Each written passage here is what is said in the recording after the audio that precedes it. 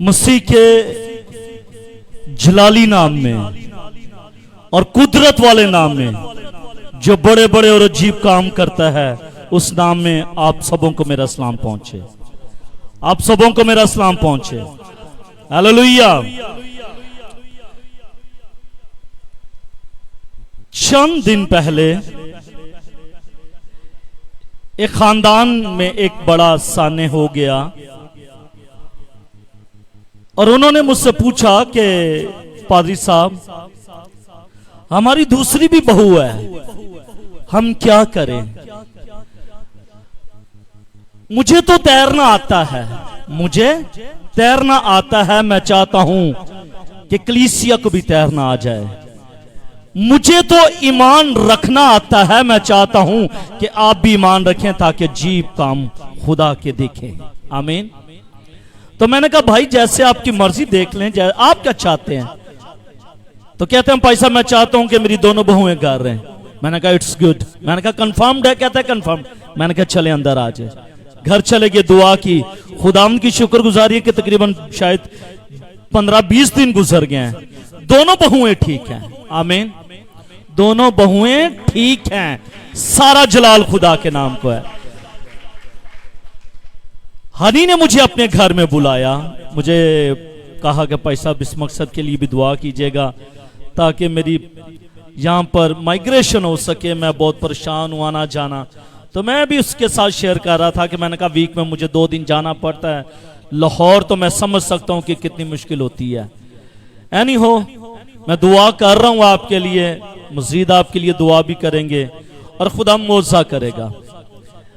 हमने खाना खाया, प्रे की। जब मैं वापस आने लगा तो गली में हनी भाई ने मुझे कहा कि पैसा वो लोग 60,000 रुपया मांग रहे हैं, मैं क्या करूं?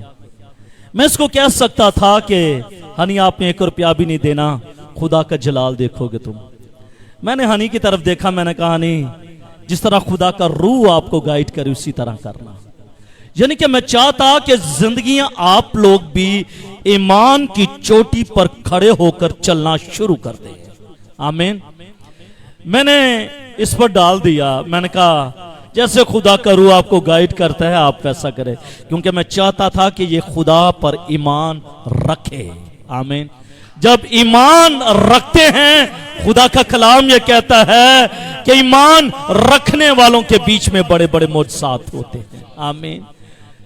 हनी ने ईमान रखा, दिल में इसने क्या ठहराया ये जानता है। इसने ईमान रखा। मैं घर में अभी आया था, शावर भी नहीं लिया तो इसकी कॉल आ गई और साथ में वो ऑर्डर्स की कॉपी आ गई। पादरी साहब मेरे ऑर्डर हो गए हैं गुजरांवाला में, आई केम बैक। आमीन। ईमान रखें आप, आपकी जिंदगी में बड़े बड़े और अजीब काम होंगे। और देखें ना, जो 60,000 रुपया मांग रहे हैं, 10,000 रुपया हाथ से दिया, भाई आप जाओ। ये अजीब काम नहीं, ये बड़े काम हैं। कल मेरे पास एक माँ आ गई और एक उनकी बेटी आ गई, बता रहे थे अपने घर के हालात, मुश्किल, परेशानी, दुख, तकलीफ। तो मैंने कहा आप इसके लिए क्या कर सकते हैं? तो उन्होंने कहा हम सब कुछ कर सकते हैं। मैंने कहा सिर्फ एक काम करें, सिर्फ एक काम करें, आपके सारे काम हो जाएंगे, हर एक चीज हो जाएगी। है कहते हैं क्या? मैंने कहा खुदा के साथ जुड़ जाएं, खुदा के साथ वफादार हो जाएं, सब कुछ हो जाएगा। आमीन। सिर्फ काम एक करना है आपने। कितने काम?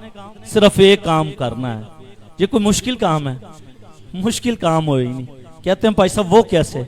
मैंने कहा अगर आप चर्च आते हैं तो आपका ये जिस्म जो है वो सिर्फ चर्च में ना हो, बल्कि आपके ख्यालात भी और आपकी सोच भी खुदा के साथ मजबूती के साथ जुड़ जाए, तो फिर आप खुदा का जलाल देखेंगे। आप चर्च आए, खुदा का जलाल देखेंगे। और खुदा की शुक्रगुजारी है कि वो आज चर्च आए हैं और मैं ईमान रखता हूँ आप भी उस खानदान के लिए दुआ कीजिएगा ताकि खुदाम का जलाल उनकी ज़िंदगी में जाहिर हो। आमीन। आपने करना है सिर्फ क्या है? करना क्या है? सिर्फ एक काम करना है, सिर्फ एक काम। और वो काम क्या है? मसीह के साथ जुड़ जाना है। क्या? मसीह के साथ जुड़ जाना है। सिर्फ मसीह के साथ जुड़े, खुदा का जलाल आपकी ज़िंदगी में जाहिर होगा। आमीन। दाऊद इसकी जो आवाज़ है, क्वालिटी आवाज़ वो नहीं ठीक है। मेरे अज़ीज़ों, हमने पिछले संडे, क्योंकि पिछले संडे मदर्स डे था और हमने मदर्स डे पर खुदा के कलाम को सुना, लेकिन उससे जो पिछले संडे था हमने खुदा के कलाम में से नौजवानों के ताल्लुक से सुना था, और हमने वास की किताब उसका 12वां बाब पूरे का पूरा पढ़ा था, और हमने पूरे बाब की तफसीर करनी थी, और चूंकि वक्त गुजर गया था फिर हमने आधे चैप्टर की हमने तफसीर की थी, लेकिन आज हम इसी को मुकम्मल करेंगे। वाइस की किताब सुलेमान जो हिकमत का बादशाह है, उसकी किताब 12वां बाब और उसकी पहली आयत से लेकर 14वीं आयत तक। पूरा चैप्टर तो नहीं पढ़ूंगा, पहली ही आयत पढ़ूंगा और फिर हम खुदा के कलाम की तफसीर शुरू करेंगे। खुदावंद की आवाज को समात फरमाइएगा और अपनी जवानी के दिनों में अपने खालिक को याद कर, जबकि पूरे दिन हनूस नहीं आए और वो बरस नजदीक नहीं हुए, जिन में तू कहेगा कि इनसे मुझे कुछ खुशी नहीं। खुदा के पाक कलाम के पढ़े सुने और समझे जाने पर खुदा की खास बरकत हो सबके आमीन। मेरे अज़ीज़ों, हमने पिछली दफा 3 आयत पर हमने खुदा के कलाम की तफसीर की थी, और आज चौथी आयत को हम लेंगे। और चौथी आयत खुदा का कलाम ये फरमाती है कि गली के कुआड़े बंद हो जाएं, गली के कुआड़े बंद हो जाएं, जब चक्की की आवाज धीमी हो जाए और इंसान चिड़िया की आवाज से चौंक उठे और नगमा की सब बेटियां ज़हीफ हो जाएं। सुलेमान बादशाह ने प्रोनिफाइड किया है। सुलेमान बादशाह ने हिकमत का जो बादशाह है उसने तशबीहन बातें की हैं, और वो तशबीहन बातें क्या की हैं, और गली के कवाड़े बंद हो जाएं। इससे क्या मुराद है? यानी कि जवानी में इंसान घर के अंदर आना नहीं चाहता। जवानी के शाम में नौजवान शख्स घर से बाहर रहना पसंद करता है। वो ये चाहता है कि मैं सैर तफरीह करूं। वो घर के अंदर नहीं आना चाहता, वो गलियों में फिरता है, वो बाजारों में फिरता है, और घर आना उसे पसंद नहीं होता। जबकि बुढ़ापे में इंसान बाहर जाना पसंद नहीं करता, बल्कि घर के अंदर रहना पसंद करता है, क्योंकि उसकी जिस्मानी ताकत जो है वो कमजोर पड़ जाती है, मांद पड़ जाती है। इसलिए वो घर से बाहर जाना पसंद नहीं करता, घर के अंदर रहना वो पसंद करता है। ज़हीफ लोग जो हैं वो चिड़िया की आवाज से भी डर जाते हैं। इसीलिए तो रात के पहरों में बुजुर्ग जब सोते हैं वो सोते नहीं हैं। जब उनके घर के मेन दरवाजे से भी बाहर कोई गुजर रहा हो तो वो आवाज देते हैं, कौन है? वो हल्की सी आवाज से भी डर जाते हैं। और मेरे अज़ीज़ों, वो छोटी छोटी चीजों को वो महसूस करना शुरू कर देते हैं, और जबकि चिड़िया की आवाज जब वो चहचहाती है, बड़ी मीठी लगती है, हल्की सी आवाज जब उनको आना शुरू होती है तो वो उससे भी बेजार हो जाते हैं। जब शख्स बुजुर्ग होता है तो पीरी के शाम में वो हल्की सी आवाज उसको अच्छी नहीं मालूम होती। अक्सर आपने देखा होगा, मैंने तो अपनी जिंदगी में इस तजुर्बे को लिया कि जब मेरे वालिद साहब बुजुर्ग थे तो घर के अंदर जब पोते पोतियां नवासे नवासियां इकट्ठे होते थे, शोर मचाते थे, तो वो गुस्सा करते थे। आज मुझे मालूम पड़ रहा है कि क्यों वो बेजार हो जाते थे, क्योंकि वो पीरी के अय्याम में, ज़हीफ़ी के अय्याम में से वो गुजरते हैं। और जब इंसान पीरी के अय्याम में से गुजरता है, वो फिर ये छोटी छोटी आवाजों से वो बेजार होना शुरू हो जाता है। उन्हें शोर और आवाज में तमीज नहीं रहती, वो छोटी सी आवाज को भी वो शोर समझते हैं। इसलिए तो सुलेमान बादशाह ये कहता है, और वजह क्या है इसकी वजह यह है कि उनकी कुफ्ते समात कम हो जाती है, कुफ्ते समात कम हो जाती है। और जब कुफ्ते समात कम हो जाती है तो फिर वो इन बातों को महसूस करता है। और सुलेमान बादशाह ये मुझे और आपको ये कह रहा है कि इससे पहले कि मेरी जिंदगी में, आपकी जिंदगी में पीरी के अय्याम आ जाए, तू अपने खालिक को याद कर ले, तू अपने मालिक को याद कर ले। शायद जब तू पीरी के अय्याम में जाएगा तो शायद तू बेजार हो जाएगा, फिर तुझे कुछ अच्छा नहीं लगेगा। इसलिए इससे पहले कि जबकि खुदा ने तुझे जवानी के अय्याम दिए हैं, इन जवानी के अय्याम में तू मुझे याद कर ले। हाँ, जब वो चढ़ाई से भी डर जाएं और दहशत राह में हो, यानी कि बूढ़े लोग किसी भी ऊंचे मकाम पर जाने के लिए वो डरते हैं, वो खौफज़दा होते हैं। वो पहले सीढ़ियां देखते हैं, सीढ़ियों को गिनते हैं और फिर सीढ़ियों पर चढ़ने की कोशिश करते हैं। वो डरते हैं, वो डरते हैं इस बात से। क्यों डरते हैं? उसकी वजह क्या है? उसकी वजह यह है कि वो उनका सर चकराने लग जाता है, उनकी सांस फूल जाती है और उनके अंदर कुव्वत और ताकत नहीं होती कि वो उन सीढ़ियों को, उस चढ़ाई को वो चढ़ सके। कलाम ये कहता है, इससे पहले कि तेरा सर घूमे, इससे पहले कि तेरी सांस फूलना शुरू हो जाए, तू अपने खालिक, अपने मालिक को याद कर ले। तू अपने खालिक को याद कर ले, अपने मालिक को याद कर ले। ऐसा ना हो कि तेरी सांस फूलने लग पड़े, तेरा सर चकराना लग पड़े। उससे पहले तू अपने खालिक और अपने मालिक को याद कर ले। बादाम के फूल निकले, टिड्डी बोझ मालूम हो, इसका क्या मतलब है कि बादाम के फूल निकले? यानी कि इंसान के सर के बाल बादाम के फूलों की तरह सफेद हो जाए। बादाम के फूल जो हैं, बादाम की कलियां, बादाम के शगुफे जो होते हैं वो सफेद रंग के होते हैं। और इसीलिए सुलेमान बादशाह ने तशबीह दी है कि ऐसा ना हो कि तेरे जो सर के बाल हैं वो सफेद हो जाएं।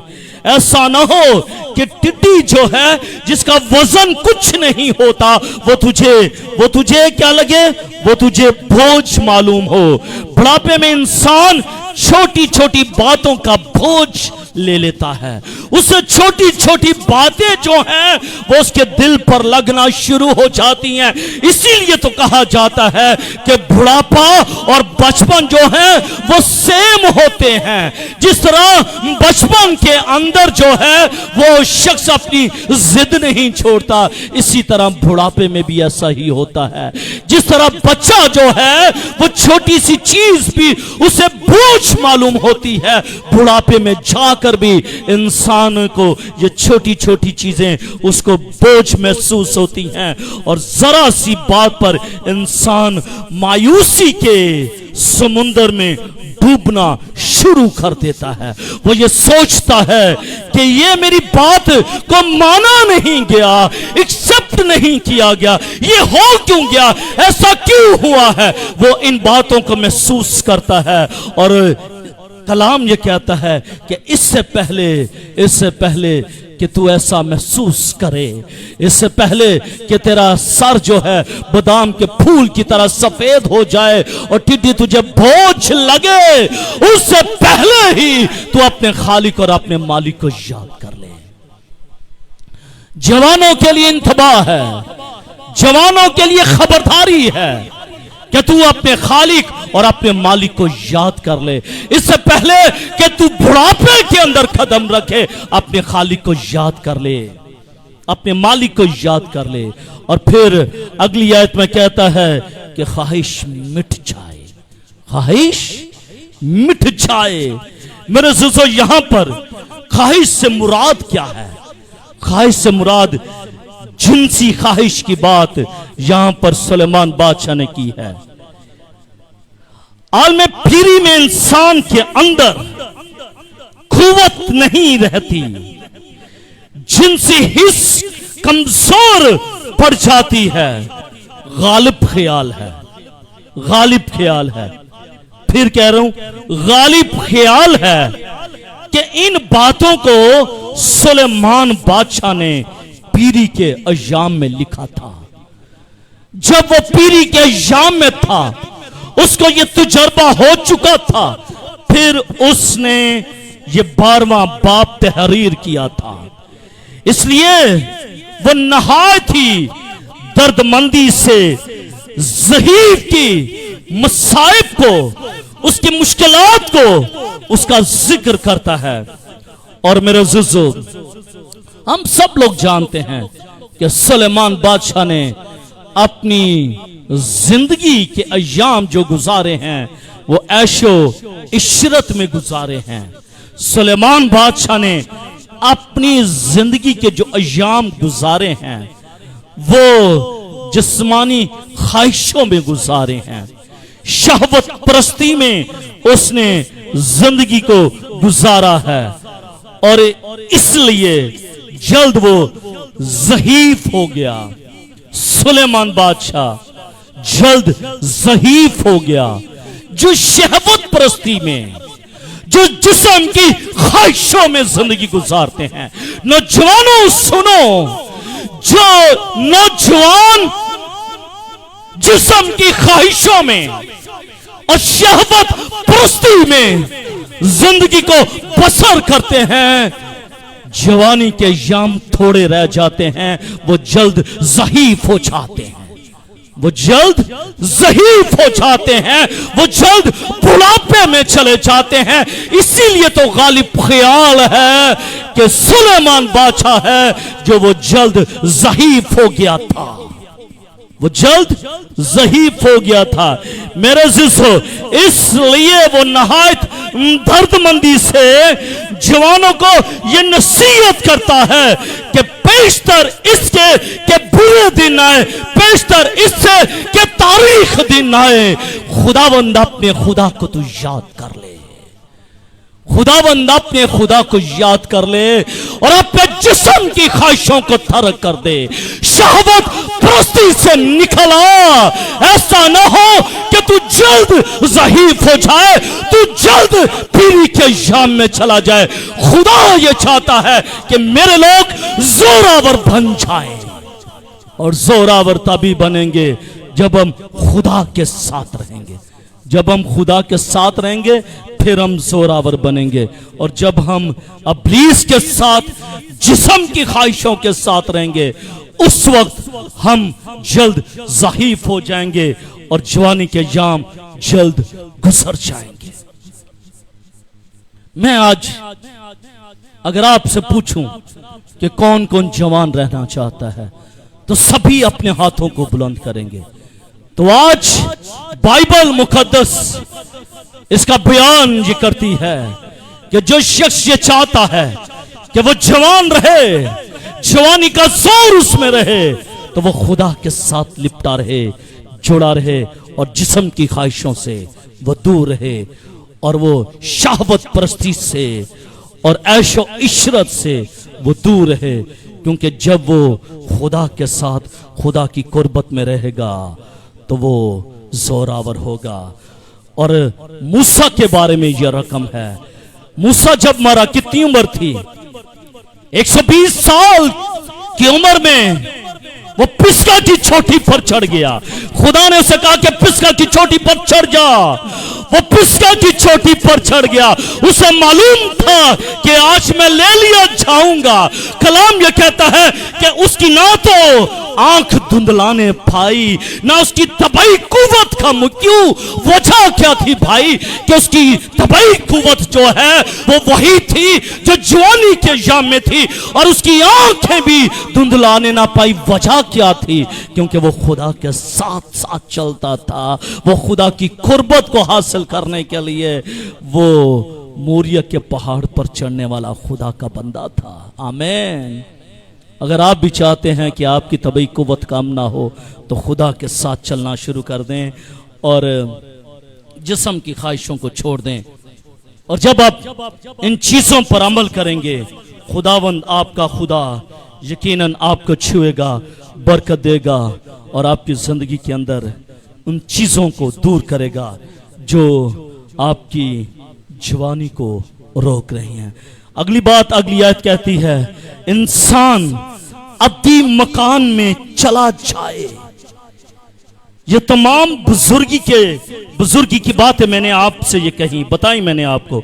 और पीरी का याम हमने तीसरी आयत में देखा, जिस रोज घर के निगहबान थरथराने लगे और जोरावर लोग कुपड़े हो जाएं और पीसने वालियां रुक जाएं इसलिए कि वो थोड़ी हैं, और जो खिड़कियों से झांकती हैं धुंधला जाएं और गली के कवाड़े बंद हो जाएं, जब चक्की की आवाज धीमी हो जाए और इंसान चिड़िया की आवाज से चौंक उठे और नगमा की सब बेटियां ज़हीफ हो जाएं, उसके बाद क्या होगा?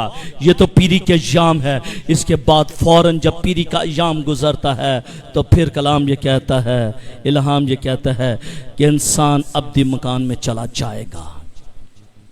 क्योंकि बुढ़ापे के बाद जवानी आती है। बताइएगा बहनें, बोलिएगा, पंखे बंद कर दें, बोलिएगा। मैं तो हैरान हूं पंखों से। इस तरह कल को खुदा में बरकत एसी लग गया तो शायद मुझे तो पहले आपको 4 घंटे आपको कहूं कि आप सो जाए हैं, 4 घंटे के बाद फिर आपको उठाऊं, आप उठे हैं, खुदा की इबादत करते हैं। पंखों से ये हाल हो रहा है, एसी से क्या हाल होगा? इसलिए मेरा ख्याल में एसी रह नहीं देते हैं। कि हाँ अमर साहब, एसी रह नहीं देते हैं, पंखे ठीक है नदीम साहब? हाँ जी, एसी होना चाहिए। तो फिर लोगों को आप जगाएंगे। खूंटी लेनी है अपने हाथ में। अभी आने लगी है खूंटी की बात, आपको बताते हैं। जागो सोने वाले, जागो ताकि खुदा का नूर तुझ पर चमके। पीरी के याम के बाद इंसान मौत के हवाले कर दिया जाता है। पीरी के याम के बाद वो जवान नहीं होगा, बल्कि वो मौत के हाथों में, मौत के शिकंजे में आ जाएगा। इससे पहले कि तू मौत के हवाले, इससे पहले कि तू पीरी के हवाले आए, तू खुदावन अपने खुदा को, अपने खालिक और मालिक को याद कर ले, क्योंकि ये दिन फिर तुझे नजर नहीं आएंगे। जवानी रहती नहीं और बुढ़ापा जाता नहीं। इंसान के पास इस दुनिया में वक्त है, अभी आपके पास वक्त है, अभी आपके पास टाइम है कि आप खाल के हकीकी को याद कर लें। शायद कल या अगला लम्हा आपके पास ना हो कि आप अपने खालिक को याद करें। इस जिंदगी के बाद, इस जिंदगी के बाद इंसान को मौत के हवाले कर दिया जाएगा, और जब मौत के हवाले किया जाएगा तो मरने के बाद इंसान में कोई तब्दीली नहीं हो सकती, मां सवाए इसके कि उसका मुश्ते खाकी जो है वो खाक के सुपुर्द किया जाए। और ज़बूर 5 उसकी 6 आयत में बयान है कि मौत के बाद तेरी याद नहीं होती, कब्र में कौन तेरी शुक्रगुजारी करेगा। इसका मतलब है कब्र से पहले, मौत से पहले, पीरी के याम से पहले जवानी में तूने अपने खालिक, अपने मालिक को याद करना है। अक्सर जब बुढ़ापा आता है तो बुढ़ापे में इंसान खुदा के पास आ जाता है। भाई तूने जवानी का याम कहां पर गुजार दिया? तेरी जवानी कहां गुजर गई? क्या तेरी जवानी ऐशो इशरत में गुजर गई? क्या तेरी जवानी जिस्म की ख्वाहिशों में गुजर गई? अब जबकि तू ज़हीफ हो चुका है और खिड़कियां बंद होने वाली हैं, गली के कवाड़े बंद होने वाले हैं, जबकि चक्की पीसने वालियां बंद होने वाली हैं, अब तुझे खुदा की याद आई है कि तू खुदा के पास आ जाए। तेरी जवानी कहां थी? खुदा डिमांड करता है, खुदा डिमांड करता है, खुदा ये कह रहा है कि जवानी के अय्याम में तू खुदावंद अपने खुदा को याद कर। इसलिए कि बुढ़ापे में नहीं, बुढ़ापे में वो नहीं कुछ हो सकता जो जवानी के अय्याम में हो सकता है, क्योंकि बुढ़ापे में बुढ़ापा होता है, कमजोर हो जाता है और वो कब्र के नजदीक आ जाता है। फिर तो फासला थोड़ा रह जाता है ना, फिर फासला थोड़ा रह जाता है। खुदा ये कहता है इस बड़े फासले में से गुजर कर मेरे पास आ। जब इस बड़े फासले में से वो गुजर कर खुदा के पास आता है तो फिर उस पर अबदी मौत उस पर वाजिब नहीं होती। वो आसमान की बादशाही का वारिस ठहरता है, वो आसमान की बादशाही का वारिस ठहरता है। आसमान की बादशाही का वारिस वही होगा जो इस बड़े रास्ते को गुजर कर मसीह के पास जाएगा। मेरे अज़ीज़ों, जरूरत इस बात की है कि हम अपने आप को खुदा के सुपुर्द करें। जवानी के याम में, मौत के बाद अज़ीज़ो कारब सिर्फ मातम करते हैं, रोते हैं, चलाते हैं, इसके अलावा कुछ नहीं कर सकते। यहां खुदा का बंदा सुलेमान इंसान की हकीकत को यूं बयान करता है कि इंसान फानी है, फना होने वाली चीज है। वो डोरी जिससे रूह और बदन को मुकद्दस घिरा लगी हुई है, जब मौत आती है तो सोने की कटोरी जिसमें जिंदगी का पानी है वो तोड़ी जाती है, और वो घड़ा जिसमें हम पानी पीते हैं वो फोड़ा जाता है। ये क्यों सुलेमान बादशाह ने इन बातों को कहा? पेशतर इसके कि चांदी की डोरी खोली जाए और सोने की कटोरी तोड़ी जाए और गड़ा चश्मे पर फोड़ा जाए। क्यों? ये तीन बातों के पीछे क्या है, वजह क्या है इनको बयान करने की? तो मेरे अज़ीज़ों, यहां पर हम ज़माना कदीम के अंदर एक रवायत थी, ज़माना कदीम के अंदर एक रवायत थी कि जिस खानदान को कबीले से जुदा किया जाता था, ठीक है, जमाना कदीम की बात करने लगा हूं, कि जिस खानदान को कबीले से जुदा किया जाता था, पंजाबी में उसका हुक्का पानी बंद किया जाता था और उसको गांव से बाहर निकाला जाता था। तो उसके लिए होता क्या था? रवायत यह है, रवायत यह है कि उनका घड़ा जो है वो लाया जाता था, उनके घर का जो मटका है वो लाया जाता था और लाकर उनके घड़े को चश्मे पर तोड़ दिया जाता था और यह कहा जाता था कि अब तेरा रिश्ता हमारे इस कबीले के साथ नहीं है। रिश्ता टूट जाता था। इससे पहले कि वो रिश्ता तोड़ते, उनका घड़ा लेते, चश्मे पर लाते और चश्मे पर लाकर फोड़ दिया जाता और कहा जाता कि आज के बाद तेरा रिश्ता, तेरा ताल्लुक हमारे कबीले के साथ नहीं है, खत्म हो जाता था वो रिश्ता। इसीलिए सुलेमान बादशाह ने ये कहा कि जब जिंदगी का रिश्ता, जब तेरे जिस्म और तेरे रूह का रिश्ता जुदा हो जाए, जब तू मौत के हवाले हो जाए, जब तू जिंदगी को छोड़ जाए, जब जिंदगी की बातों को तू छोड़ जाए, उस वक्त ये होगा। और तेरा रूह जो है वो रूह प्रवास कर जाए।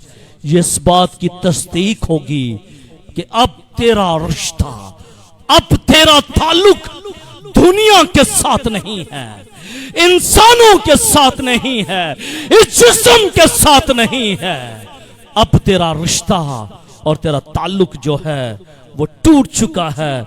इंसान भी एक अजीब मखलूक है, एक मुश्ते खाक जिसमें नूरे इलाही भर दिया गया है। मौत के बाद जिस्म जो खाक से बनाया गया है, इस खाक के सुपुर्द कर दिया जाएगा। इस मुश्ते खाकी को खाक के सुपुर्द कर दिया जाएगा, इस इमाम पर कि जब मसीह आएगा तो ये जमीन, ये मट्टी अपने मुर्दे दे देगी और रूह खुदा के पास पहुंच जाएगी। पैदाइश की किताब उसका 2 बाब और उसकी 7वीं आयत में लिखा है कि खुदा ने जमीन की मट्टी से इंसान को बनाया और उसके नथनों में जिंदगी का दम फूंका और इंसान जीती जान हो गया। लेकिन जीती जान के बाद उसको मौत के हवाले वो करना होगा अपने आप को। और जब वो मौत के हवाले करेगा तो वो रूह, वो नवश जो उसके अंदर फूंका गया होगा वो ले लिया जाएगा। और जब वो ले लिया जाएगा, इस मुश्ते खाकी को खाक के सुपुर्द कर दिया जाएगा। इससे पहले कि मुश्ते खाकी को खाक के सुपुर्द कर दिया जाए, ए जवान, खुदावंद अपने खुदा को याद कर ले। खुदावंद अपने खुदा को याद कर ले। इससे पहले कि जब हमारा खेमे का घर जो जमीन पर है गिरा दिया जाए, तो हमको खुदा की तरफ से आसमान पर एक ऐसी इमारत मिलेगी जो हाथ का बना हुआ घर नहीं होगा, बल्कि वो अबदी घर होगा। उस अबदी घर में पहुंचने के लिए जवान को अपनी जवानी के जाम में खुदा को याद करना पड़ेगा। आमीन। ये था मेरे जिसो जवान के लिए इंतबाह, जवान के लिए एक वार्निंग, जवान के लिए एक नसीहत कि जवानी के जाम में तो अपने खालिक और अपने मालिक को याद कर ले। अब नामी आयत से लेकर 12वीं आयत तक ये जो पैरा है, इस पैरे के अंदर हम देखते हैं कि ये हिस्सा जो है नामी आयत से लेकर 12वीं आयत तक, इसका जो अनवान है तो सीख सुखने दानिश, यानी कि दानिशमंदी की बातें। कहा यह चाहता है कि ये इक्तबास नामी आयत से लेकर 12वीं आयत तक सुलेमान बादशाह के शागिर्द या मुंशी या किसी मुहर्रर ने इस इक्तबास को रकम किया और दानिशमंदाना बातों की तस्दीक की कि इसने खूब गौर करने के बाद ये मिसालें लिखी हैं। और वो कहता है कि वो दिल अवेज बातों की तलाश में रहा, वो दिल अवेज बातों की तलाश में रहा। और इन दिल अवेज बातों के अंदर क्या है?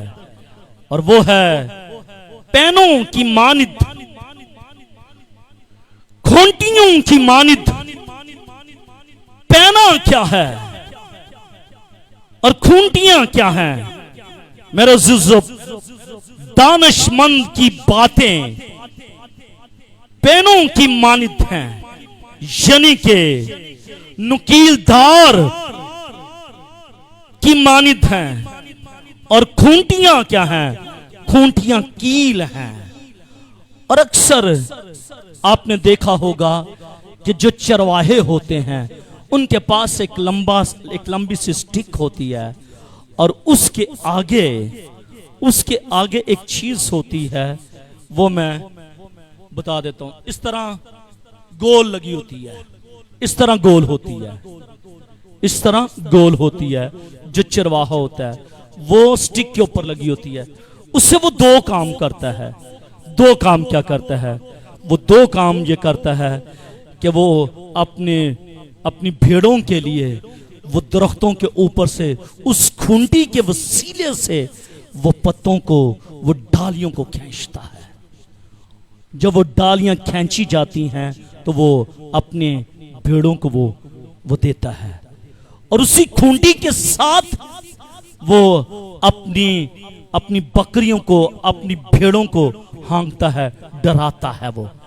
और जब भेड़ें जो हैं वो कई गलत रास्ते पर जाने की कोशिश करें, उस खूंटी से वो उनकी गर्दन को पकड़ लेता है और गले में वो शामिल कर देता है।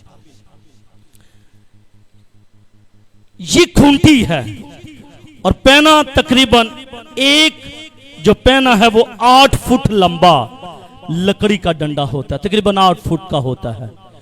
और मैंने तो 8 फुट से भी ज्यादा देखा, काफी लंबा। जब हम बस्ती में होते थे तो भट्टी साहब बुजुर्ग थे, उनके पास काफी बकरियां थीं, तो वो खूंटी और वो डंडा उनके पास होता था। मैं उस वक्त 5वीं क्लास में पढ़ता था। मुझे आज भी याद है, उस खूंटी को मैंने देखा था और उस डंडे को मैंने देखा था। अब वो बुजुर्ग इंतकाल कर गए हैं। ये जो दो चीजें होती थी, ये जानवरों को सुधारने के लिए इस्तेमाल की जाती थी, ताकि पिछाड़ ना मारे, ताकि भाग ना जाएं। इनके वसीले से उनको पकड़ा जाता था कि भाई आप अपने भेड़ खाने में आ जाएं। इसी तरह दानिशमंद की बातें जो वक्ती तौर पर तो इंसान को, बच्चों को चुभती हैं, मगर तरबियत के लिए काफी होती हैं। शायद उस खूंटी के वसीले से अगर वो खूंटी जो है वो दरख्त की शाख को तोड़ सकती है, तो उस खूंटी से भेड़ शायद जख्मी भी हो सकती है। अगर भेड़ जख्मी ना हो तो शायद उसके बाल जो हैं वो कट भी सकते हैं, कट सकते हैं ना। इसीलिए तो सुलेमान बादशाह ने ये बात कही कि दानिशमंद की बातें पेनों की मानित और उन खूंटियों की मानित जो सहबाने मजलिस ने लगाई हों और जो एक ही चरवाहे की तरफ से मिली हों। मेरे अजीजों, जरूरत इस बात की है कि अगर आपको कोई बड़ा, अगर आपका कोई बुजुर्ग, अगर आपको दानिशमंदी और अगर कोई आपको तरबियत की बातें सिखाए, तो उन तरबियत की बातों को आपने ले लेना है। ऐसा ना करना कि आप भागे आगे से, और अगर आप भागेंगे तो शायद आप जख्मी भी हो सकते हैं, आप जख्मी भी हो सकते हैं। इसलिए मेरे अज़ीज़ों, खुदा के कलाम के अंदर रहते हुए, खुदा के इल्हाम के अंदर रहते हुए जरूरत इस बात की है कि जब भेड़ जो है वो गलत रास्ता इख्तियार करती है और उस खूंटी के वसीले से उसको सीधी राह पर लाया जा सकता है, तो नौजवान वो अपनी सही राह को छोड़कर बुरी राहों की तरफ जा सकते हैं। और अगर बुरी राहों की तरफ जा सकते हैं तो खुदा के कलाम के वसीले से, इस्लाम के वसीले से वो सीधी राह पर भी आ सकते हैं। आमीन। वो सीधी राह पर भी आ सकते हैं। और जब ये सीधी बातें, ये तरबियत की बातें, ये हिकमत की बातें, ये दानिशमंदी की बातें जब उनको कहीं जाए, सुनाई जाए, तो वो सीधी राह पर आ जाएं, ताकि खुदावन आपका खुदा आपको एक नई जिंदगी और अबदी जिंदगी खुदावन आपको दे सके। और आखिरी बात है इंतबाए अदालत, कि अदालत होगी, अदालत होगी, अदालत में कोई शक नहीं है। अगर नौजवान अपनी जवानी के शाम खुदा को याद नहीं करता तो अदालत होगी, अदालत होगी, जजमेंट होगी। और जजमेंट भी खुदावन मसीह के पास होगी। इस्तिस्ना की किताब उसका 6 बाब और उसकी 12वीं आयत में यो रकम है, तो खुदावन अपने खुदा का खौफ मान ले। खुदावन तेरा खुदा तुझसे इसके सिवा क्या चाहता है कि तू खुदावन का खौफ माने और उसकी सब राहों पर चले और मोहब्बत रखे और इसकी बंदगी करे। खुदा और कुछ नहीं चाहता। खुदा सिर्फ यह चाहता है कि आप नौजवान उसका खौफ माने, उसका डर माने, उसकी राहों पर चलें, उससे मोहब्बत रखें।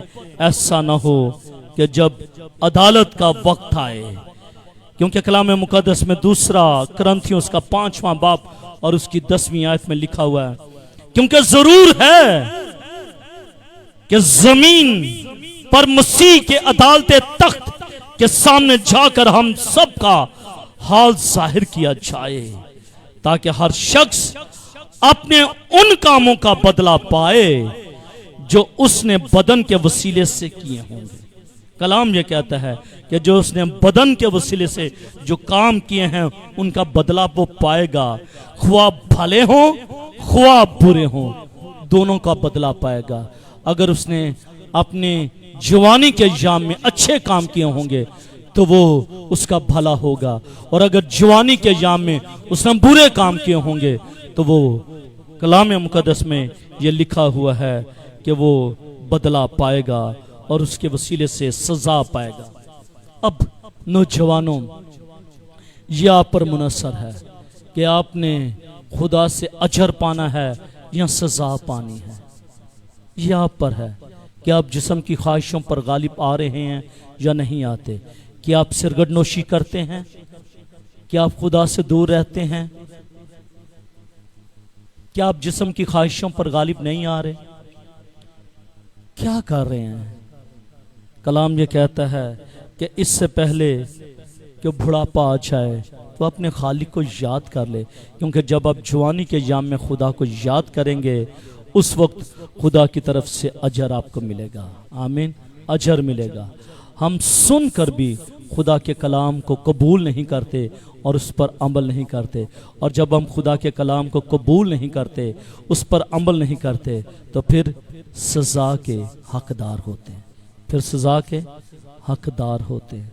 अब ज़रूरत इस बात की है कि अब आपने देखना है कि आपने जवानी के जाम में खुदावंद अपने खुदा को याद करना है, या फिर आपने बुढ़ापे में जाकर याद करना है।